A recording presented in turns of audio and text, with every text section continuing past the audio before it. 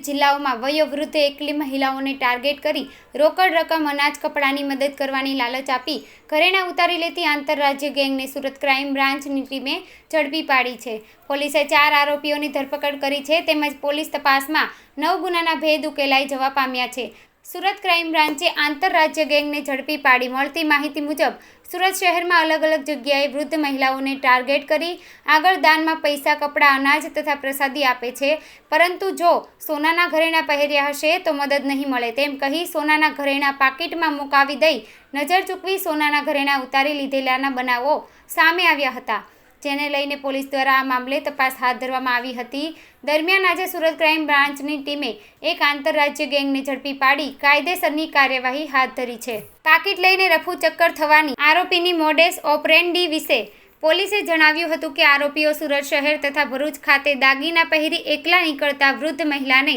Target કરતા હતા અને દાનમાં રોકડ રકમ, કપડાં, અનાજ તથા પ્રસાદી આપવાની લાલચ આપી અમારા શેઠ તમારા પહેરેલા ઘરેણાં જોશે તો તમને દાન નહીં આપે તેવી વાતોમાં ભોળવી સોનાના ઘરેણાં ઉતારવાનું કહી પ્રથમ નજીવી રોકડ રકમ તથા વેફર, બિસ્કિટના પેકેટ એક થેલીમાં આપતા હતા અને બાદમાં લાવો માજી તમારું ઘરેણાં મૂકેલું પાકીટ થેલીમાં મૂકી આપું એમ કહી પાકીટ પોતાની પાસે લઈ નજર ચૂકવી બિસ્કિટ, વેફરની થેલી પર એક સાથે 5-7 ગાંઠો મારી વૃદ્ધ મહિલાને થેલી આપી પાકીટ લઈ રફુ ચક્કર થવાની મોડસ ઓપરેન્ડી ધરાવે છે.